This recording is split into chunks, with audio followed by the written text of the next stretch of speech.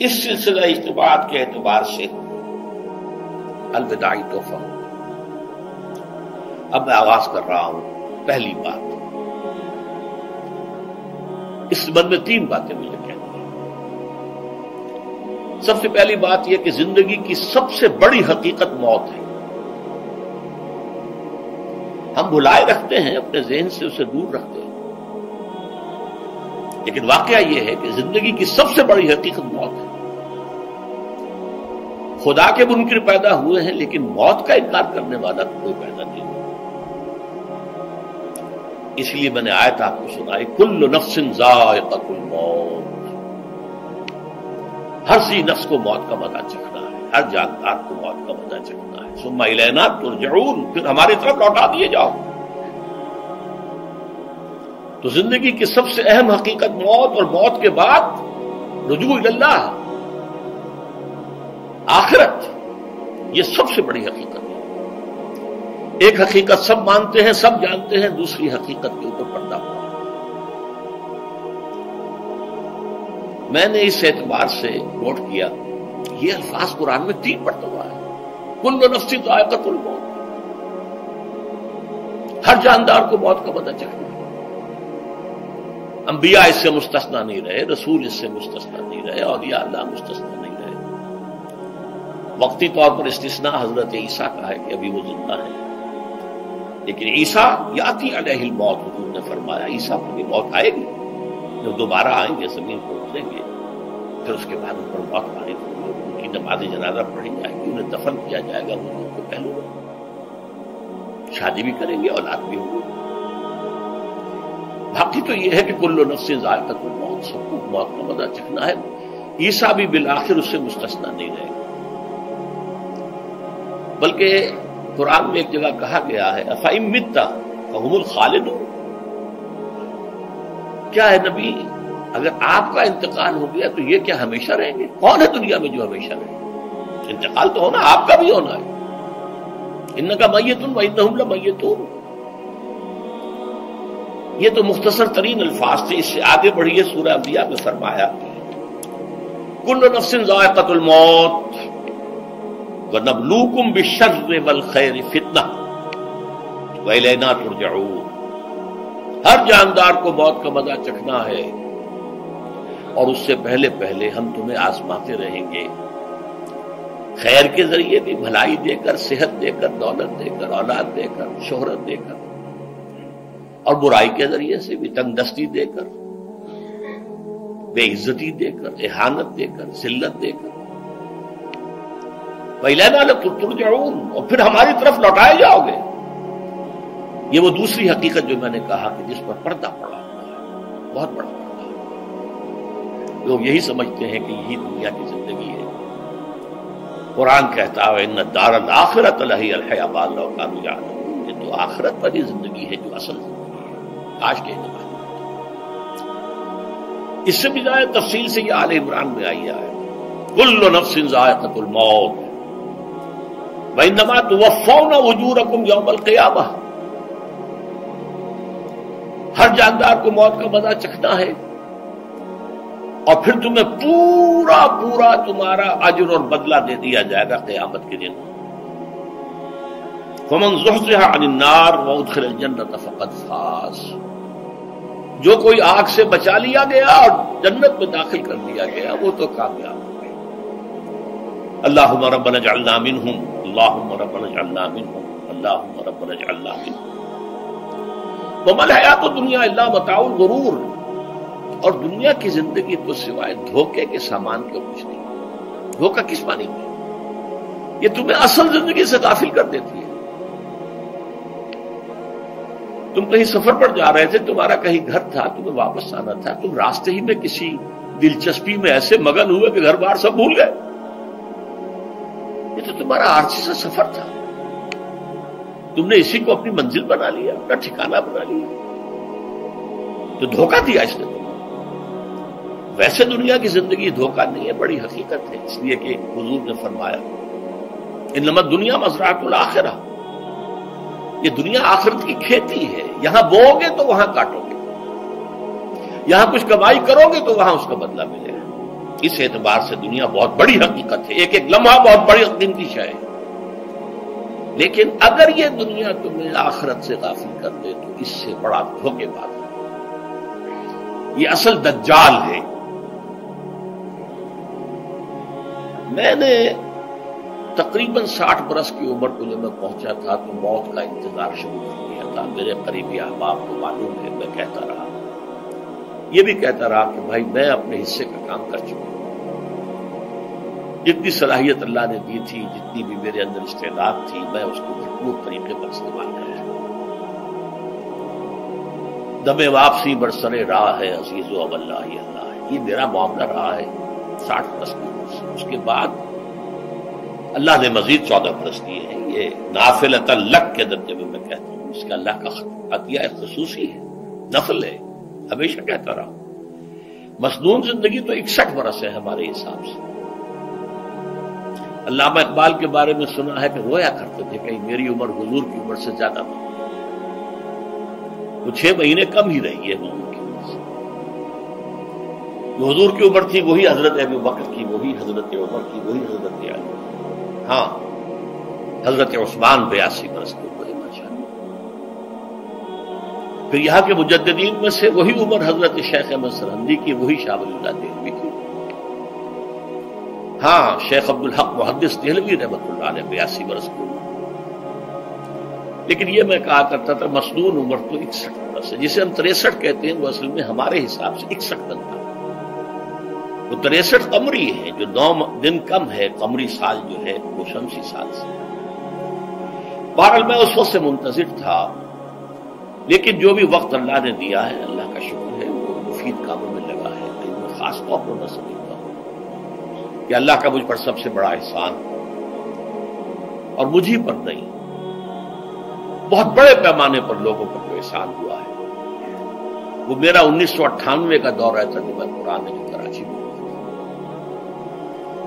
1998 کے مارچ میں میرا بڑا آپریشن ہوا، دونوں رکن تبدیل کیے گئے، لیکن 98 کے آخر میں، حالانکہ میں چل نہیں سکتا تھا، کراچی میں مسجد جو ہے اونچی ہے، دوسری منزل پر ہے، تو خاص ریمپ بنایا گیا جس کے ذریعے میں ویل چیئر پر مجھے لے جایا جاتا تھا۔ اس درس کی گزشتہ چند سالوں سے پوری دنیا میں جو گونج ہوئی ہے اللہ کے فضل پر مستقل، کوئی حکمت خداوندی اس کے ساتھ وابستہ ہے۔ اس میں میرے کسی کام کو دخل نہیں ہے، میری کسی کوشش کو دخل نہیں ہے۔ میں نے تو جو درس میں دیتا آ رہا تھا سن 85 سے دورہ ترجمہ قرآن، البتہ یہ بات ضرور ہے کہ میں نے محسوس کیا تھا کہ سن 98 کے اس درس میں دورہ ترجمہ قرآن کے مجھے خصوصی انشراح حاصل ہے۔ میری ساری گفتگو کا حاصل کیا ہے؟ دیکھیے، نظریاتی تحریکوں کا تعلق اشخاص سے نہیں ہوتا، ٹھیک ہے، کوئی اس کا داعی ہوتا ہے، کوئی اس کا مؤسس ہو جاتا ہے، کوئی اس کا آغاز کرنے والا ہوتا ہے، لیکن نظریاتی تحریک افراد سے وابستہ نہیں۔ افراد آتے چلے جاتے ہیں اپنا اپنا حصے کا کام کر کے، جس کو جتنا مقدر ہے، جس کی اللہ تعالیٰ کی طرف سے توفیق ہے، وہ اپنا کام کرے گا، چلا جائے گا۔ یہ چمن یوں ہی رہے گا اور ہزاروں جانور اپنی اپنی بولیاں سے بول کر اٹھائیں گے۔ مبارک ہیں وہ لوگ جنہیں قرآن کی بولی بولنا نصیب ہو جائے۔ وَإِنْ يَحْسَبُوا أَنِّي مِنْهُمْ، مجھے گمان ہے، اللہ کا فضل ہے کہ میں ان میں سے ہوں، میں نے قرآن کی بولی بولی ہے، اور قرآن مجید کو جیسا کہ وہ ہے، ایز اٹ از، اپنے کو مذمومہ خیالات، اپنے کوئی ذہن سے زائدہ نظریات کو میں نے اس میں دخل دیا، جسے انگریزی میں آپ آبجیکٹیولی کہتے ہیں، خالص معروضی طور پر قرآن کو پڑھیں، قرآن کو قرآن سے سمجھائے، یا پھر سیرت رسول سے سمجھائے۔ میں لفظ سنت کی بجائے سیرت استعمال کرتا ہوں۔ قرآن مجسم حضور تھے صلی اللہ علیہ وسلم، اور حضور کی سیرت اور حیات جو ہے وہ قرآن مجید کی اصل تفسیر ہے۔ یہ حقیقت بھی بہت کم لوگوں کے لیے ہے۔ وہ احادیث کا نام تو لیتے ہیں، احادیث بھی ہے، سیرت بھی تو احادیث ہی سے ہمیں ملتی ہے، لیکن میں خاص طور پر سنت یا حدیث کی بجائے سیرت کا لفظ کرتا ہوں۔ قرآن کی 2 سورسز ہیں، قرآن خود اور سیرت رسول صلی اللہ علیہ وسلم۔ بہرحال انشاءاللہ اور عزیز یہ کام بڑھے گا، چلے گا، یہ میں ابھی بعد میں عرض کروں۔ دوسری بات جو میں نے آیت پڑھی آپ کو، وَمَن نُعَمِّرْهُ نُنَكِّسُ فِي الْخَلْقِ أَفَلَا يَعْقِلُونَ، بہت بڑی حقیقت زندگی کی یہ بھی ہے، جس کی ہم عمر زیادہ کر دیتے ہیں اس کی خلقی صلاحیتوں میں کمی کر دیتے ہیں۔ موٹی بات ہے، بڑھاپا آئے گا، ہمیشہ کی مانی ہوئی بات ہے۔ اگرچہ جوانی میں آدمی بڑھاپے کا تصور نہیں کرتا، لیکن بڑھاپا آنا ہے، یہ بھی ایک حقیقت ہے موت کی طرح۔ غالب نے کہا تھا مزمحل ہو گئے قوائے غالب، اب عناصر میں اعتدال کہاں۔ ایک صاحب نے مجھے شعر سنایا تھا، ابراہیم صاحب سے ٹونک کے رہنے والا، ذوف پیری بڑھ گیا، جوش جوانی گھٹ گیا، اب عصا بنوائیے نخلے تمنا کاٹ کر۔ یہ تمنائیں جو ہیں طول العمل، انہیں کاٹو، اب گئی جوانی، امنگوں والا دور گیا، اور یہ جو تمناؤں کا پودا ہے اس میں سے لکڑی لے کر عصائے پیری بنوا لیجیے، اب بڑھاپے کے لیے ایک عصا درکار۔ بڑا پیارا شعر ہے، ذوف پیری بڑھ گیا، جوش جوانی گھٹ گیا، اب عصا بنوائیے نخلے تمنا کاٹ۔ ابھی 2-3 دن ہوئے ہیں یہاں پر جو خانہ فرہنگ ایران ہے اس کے ڈائریکٹر آئے تھے، انہوں نے فارسی کا ایک شعر سنایا، بڑا پیارا شعر، در جوانی گفتم کہ شعر شعرست اگرچہ پیر بود۔ جوانی میں یہ کہا کرتا تھا کہ شعر تو شعر ہی ہوتا ہے، چاہے بوڑھا ہو جائے، بوڑھے ہونے سے اس میں کیا فرق واقع ہو جائے، شعر شعرست اگرچہ پیر بود۔ کیوں میں پیری رسیدم، جب میں خود پیری اور بڑھاپے کو پہنچ گیا، دیدم، تو مجھے یہ بات نظر آئی کہ پیر پیرست اگرچہ شعر بود، بوڑھا بوڑھا ہی ہوتا ہے چاہے وہ شعر ہی کیوں نہ ہو۔ تو یہ بڑھاپا جو ہے یہ زندگی کی دوسری بڑی حقیقت ہے۔ اس کا ایک اثر تو سب کو معلوم ہے، قوائے غالب جو میں نے کہا، بڑھاپے کا عام نتیجہ جسمانی ضعف، سب جانتے ہیں، لیکن مجھ پر اور کچھ اور لوگوں پر بھی خاص طور پر اس کا جو ایک اثر ہوتا ہے، یہ مجھ پر ہوا ہے، وہ ہے یادداشت کی کمزوری، اور یہ میں کئی سال سے محسوس کر رہا ہوں۔ میری پرانی یادداشت بڑی مضبوط ہے، قوی ہے، اس میں کہیں کوئی کمی نہیں، لیکن ریسنٹ پاس کی چیزیں جو ہے، پچھلے 5-6 سال کے واقعات مجھے یاد نہیں رہتے، اشخاص سے ملا ہوں تو دیکھ کے پہچان لیتا ہوں، کئی بار ملاقات ہوئی، نام یاد نہیں آتا، تاریخیں اور اشخاص کے نام کے اعتبار سے تو خاص طور پر کئی سال سے میری جو میموری ہے وہ امپیئرڈ ہے، اور میں محسوس کرتا رہا ہوں کچھ عرصے سے کہ عین تقریر کے دوران محسوس ہوتا بلیک آؤٹ ہو گیا، اور مجھے سلسلہ کلام جوڑنے کے لیے سوچنا پڑا، بعض اوقات 1000 کروڑ مرتبہ بولے ہوئے الفاظ غائب، اب چاہے کتنا ہی زور لگا لوں وہ لفظ یاد نہیں آئے گا، ہاں تھوڑی دیر کے بعد خود بخود یاد آ جائے گا۔ میرے اس آپریشن سے کچھ عرصے پہلے تک جو میری تقریریں یہاں میں بہت سے لوگوں نے نوٹ کیا، میری تقاریر میں اب وہ روانی نہیں رہی تھی، وہ جو کراس ریفرنسز آیا کرتے تھے، جس کے بنا پر ایک مولانا عبدالکریم پاریخ صاحب تھے ناگپور کے، انڈیا کے، مولانا علی میاں کے خلفاء میں سے، انہوں نے تفسیر بھی لکھی ہے قرآن، وہ ایک مرتبہ لاہور آئے تھے، مجھ سے بھی ملاقات ہوئی، میرا درس بھی سنا، پھر یہاں وہ ایک دینی ادارے میں گئے، وہاں میرے خلاف باتیں ہو رہی تھی، تو انہوں نے کہا بھائی اس شخص کی کیا بات کرتے ہو، اس کے سامنے تو معلوم ہوتا ہے کہ قرآن کھلا ہوا ہے، جہاں سے چاہے لے لے، پھول کھلے ہیں گلشن گلشن، لیکن اپنا اپنا دامن، تم کیا بات کر رہے ہو اس کو۔ تو عبدالکریم پاریخ صاحب کی وہ جو تقاصر تھا وہ صحیح تھا، کراس ریفرنسز کا آنا، القرآن یفسر بعضہ بعضا، اس میں بہت کمی آ گئی۔ بہرحال اس کے علاوہ تیسری چیز ہوتی ہے بڑھاپے میں ریزسٹنس کی کمی کی وجہ سے عوارض.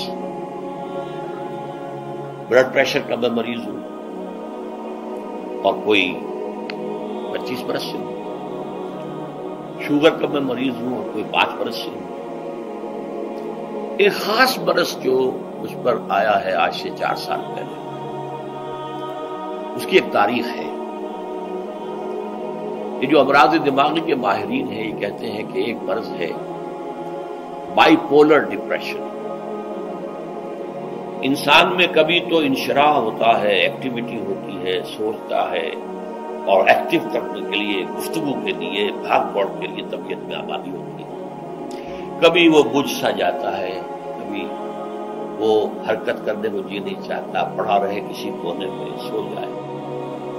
تو یہ بائی پولر معاملہ کہلاتا ہے، یہ ویو چلتی ہے. اچھا، یہ ہے ہر انسان جسے ہم عام طور پر کہتے ہیں موڈ آف ہے بھائی میرا، مجھ سے بات کرو. یہ موڈ کا آف ہو جانا، آن ہو جانا، یہ عام آدمی بھی ہوتا ہے. لیکن جو اللہ کے کسی فضل و کرم سے زیادہ ذہین ہو، زیادہ حساس ہو، ان میں پھر یہ جو ویو ہے یہ زیادہ اونچائی زیادہ نیچائی، زیادہ اونچائی زیادہ نیچائی، اور اس کو پھر ہم کہتے ہیں مرض، بائی پولر. یہ ہمارا خاندانی مرض ہے. والد صاحب کا تھا، تو تھا، بڑے بھائی اظہار احمد صاحب کو ہوا، میری بڑی ہمشیرہ کو. عام طور پر اس کی عمر ہوتی ہے اور ہوتی تھی، 3 تجربے مجھے ہیں. والد صاحب کو 13 برس میں نے اٹینڈ کیا ہے دوسری بار، سن 52 سے 65 تک جب ان کا انتقال ہوا. یہ عام طور پر شروع ہوتا ہے 50 برس کے لگ بھگ. میری عمر جب 50 برس کے لگ بھگ ہوئی تو مجھے کئی مرتبہ محسوس ہوا کہ میری تقریر کے دوران سوئچ آف ہوتا ہے. ایک مرتبہ سن 70 میں میری یادداشت کئی گھنٹوں کے لیے بالکل ضائع ہو گئی. اس کا میں نے تذکرہ کیا ہوا، میری کتاب ہے حساب کم و بیش. جو کیفیت مجھ پر گزری تھی، اس کرب کے عالم میں وہ چند گھنٹے مجھ پر گزرے تھے، میں انہیں الفاظ میں بیان نہیں کر سکتا. آدمی خراب ہے، نہ ابتدا کی خبر ہے، نہ انتہا معلوم، کچھ بھی نہیں. میں جب 50 برس کا ہوا اور یہ 2 مرتبہ مجھے جھٹکے لگے مسجد سمن آباد کے اندر، تو میں نے ڈاکٹر رشید چودھری صاحب سے، وہ میرے والد صاحب کے بھی والد رہے تھے، میں نے ان سے کہا کہ یہ ڈینجر زون میں داخل ہو گیا ہوں. ان کا نہیں، آپ کو یہ نہیں ہوگا، اس لیے کہ آپ اللہ کے کتاب کی خدمت کریں. تو ان کی یہ بات تو پارشلی ٹروتھ نکلی کہ 70 برس کی عمر میں مجھ پر یہ 20 برس اللہ تعالیٰ نے مجھے اس میں ایک بونس دے دیا. 70 برس میں ظہور ہوا، اور اس کا ایکسائٹنگ کاز بنا ہے افغانستان میں جو حادثہ ہوا طالبان کے ساتھ. اتنا صدمہ مجھے تھا، ایک دم بیٹھ گیا، ایک دم بیٹھ گیا. یہ چیز جو ہے ابھی کنٹینیو کر رہی ہے.